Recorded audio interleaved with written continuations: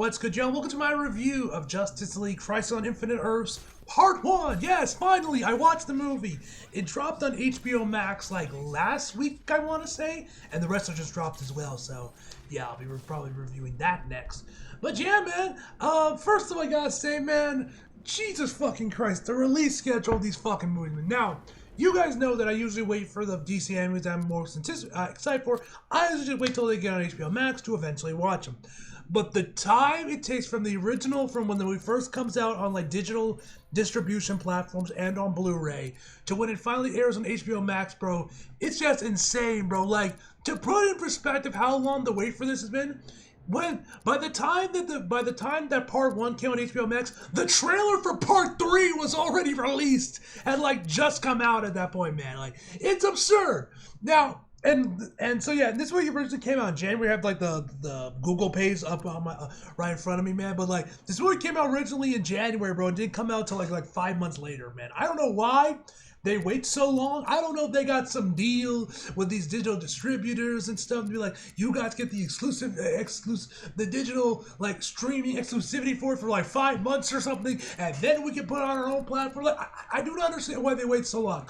Maybe like a month, 2 months, a week, but like 4 or 5 months, man, I feel that's way too long to be adding these to HBO Max. But regardless, you know, whenever Part 2 comes out, and since I finally watched Part 1, I will be reacting to the trailer for Part 2 now. I might do that tomorrow. I might do that later today. I'm not entirely sure, but I will react to the trailer for that. And then when that comes on HBO Max, I'll watch that. And then I'll watch the trailer for Part 3. And then when Part 3 drops, I'll watch it. I'll review it for you guys. that is the schedule we will be going at for these videos, man. But anyway, man, what did I think of the film itself, man?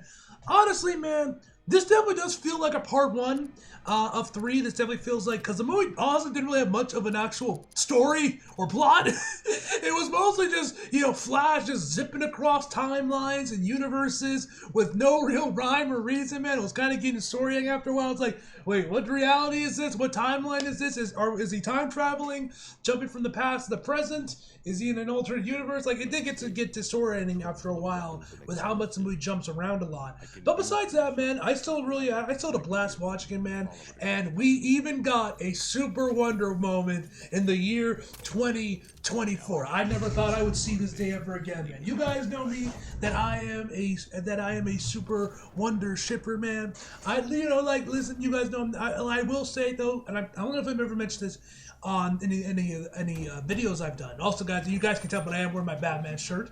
I had to make sure I was repping the DC for this video. But I don't know if I mentioned this before in a video, but I will say, well, I'm not really the biggest fan of Lois Lane. I've just never really been that involved in the character. Now, maybe just because I haven't seen a good adaptation of her. I did like what Amy Adams did for the DCEU, and I thought their relationship was great, but I just never really grew that much of an attachment to Lois Lane before, and for me personally. Like I said, I may have just watched some shit adaptations of it, and I haven't watched the good shit to really get into Lois, man. But that's just my personal opinion.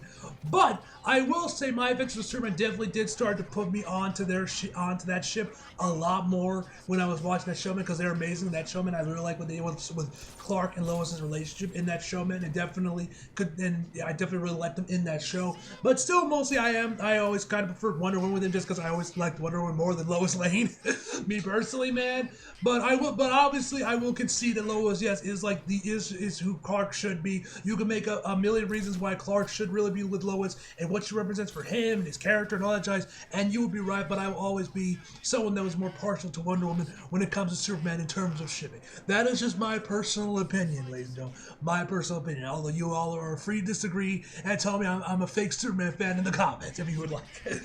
But so it was cool that we got a moment of that in this movie. And that was nice that we got that, because I wasn't expecting it, and I didn't think we would get it. I didn't think we would ever get that one. Now, given the fact we got that, that does give me hope that maybe in Part 2 or Part 3, we do get Damian Wayne return. I don't know if the DCAU is going to make an appearance in these films. I hope they do, because, you know, that was the other, you know, massive cinematic universe that DC did in the animated universe, at least for the films. And obviously there's the original Bruce Timm-verse with the animated series of Batman and Justice League and all that jazz. But, like, hopefully we get Damian Wayne in there, man. I would just, like, even if, I don't care if they're kissing or nothing, man. Just, like, show them on screen, man, I'll be happy.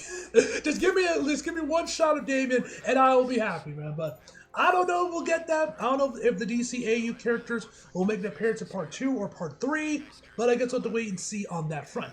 Anyway, enough me rambling. Let's get into the actual, fucking review, man, to the actual movement. So the movie is directed by Jeff Wamster, if I pronounce it right, and stars my man, Jensen Ackles? I don't know if I'm pronouncing his name right. Alexandra Barrio, if I'm pronouncing it right. Stana Katic, Matt Bomber, Aldous Hodge, if I'm pronouncing it right, and many more. And the plot, if you want to call it a plot, of Crisis on Infinite Earths Part 1 is an endless army of shadow demons threatening to destroy the world and all parallel Earths. The only thing opposing them is the mighty combined power of Superman, Batman, Wonder Woman, Green Lantern, and all their fellow superheroes. I will say this right now, man. This is a Flash movie. This is not a Justice League movie. This is a Flash movie. Flash is without doubt the protagonist of this film, man. And I'm not the biggest Flash guy just because I haven't really seen much stuff with the Flash. I mean, I didn't watch the CW series. I didn't really grow up watching the cartoons of Justice League or Justice League Unlimited. I don't read Flash comics, so my exposure to Flash is really limited to these movies, man, to the animated film. But for both this and of course the original DCAU when that was going on as well. But he was cool, man. I like what they did with this character, man. They really did focus a lot with him and with his relationship with his girlfriend. And I like what they did with there. Like you even get to see Barry when he's like super old and they're both old, and when they're both old and wrinkly, man. You see how the relationship is there, man. I thought that was a nice touch, man. That was definitely probably the heart of the movie is probably their relationship, man. And I thought the movie did a great job with them, and I was definitely invested in their relationship as someone that doesn't really have any connection to the Flash, man. I found the relationship very interesting, and it kept me very much engaged. Although I'm sure for hardcore Flash fans, they probably enjoyed those sequences the most. They probably really enjoyed those sequences. I don't know, but that's just me guessing. The cast is great as well, man. Of course, Jensen is fantastic. As you guys know, may remember he started off voicing Red Hood and Under the Red Hood, and now he is voicing Batman in these current DC anime films, which is so awesome. See, we started doing that with The Long Halloween, and then continuing on now, man. That's just awesome, man. I do wish he got a chance to voice Jason again in something. I think he did. I think they did bring him back to voice New Scenes for the Death in the Family anime film, which I haven't gotten the chance to watch yet because I want to get that on Blu-ray, because on HBO Max it doesn't give you the whole, obviously doesn't give you the branching pathways like the Blu-ray does. But I definitely want to give that a watch as well, man. But yeah. I wish he did get another chance to voice Red Hood, man. I want him to see him as Jason once again. But yeah, the cast is great, man. Animation I thought was pretty on par with what you expect from the DC animated films. Like I said, you get an amazing Super Wonder Woman that I was very much pleased by in this film. The fight with Amazo that the Justice League had, and we kind of see how they came to be. I thought it was pretty cool to see how the Justice League formed in this reality. Especially with Batman, man, once he realized teamwork is actually a good thing. Just what Bruce does in this movie, man, it's just funny. with how Bruce comes to this conclusion, what he does, let's do what you use to get rid of Amazo. I won't spoil it, but that was pretty cool. The final act, I thought the whole thing with them building up the machines to try and stop this massive calamity attack from sucking up and destroying all the universes. I thought that was pretty cool as well. The ending I thought was nice as well, very much in line. There definitely took a lot of inspiration from Infinity War. I won't get into too much. If you guys saw the film, you guys know what I'm talking about, man. They definitely took some cues from Infinity War, and I say it worked, man. I don't think it was as shocking as Infinity War, but it was oh shit. All right, you definitely got me intrigued to watch for part 2 when that comes out. When that comes out.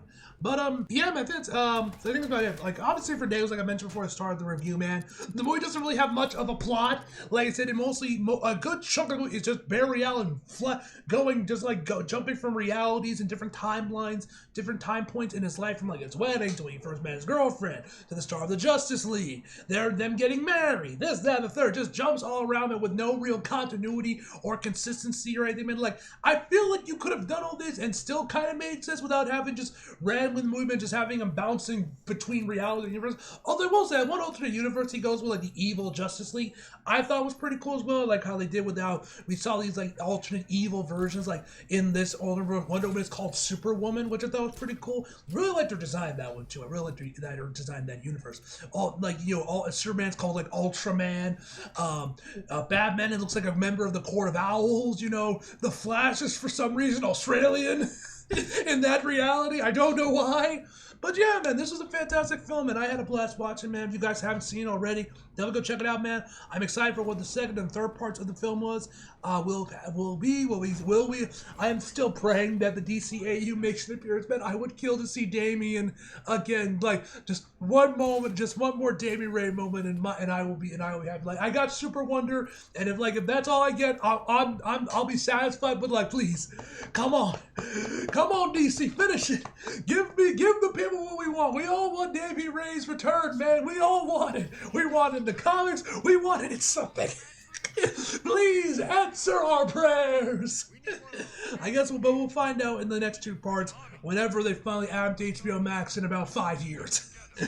But anyway, guys, my final review for the movie is going to be a 9 out of 10, guys. Hope you guys enjoyed the video. Like if you did, subscribe if you're new. Follow me on my social if you feel like it. Links down in the description box below. And as always, come back for more. See you guys next time.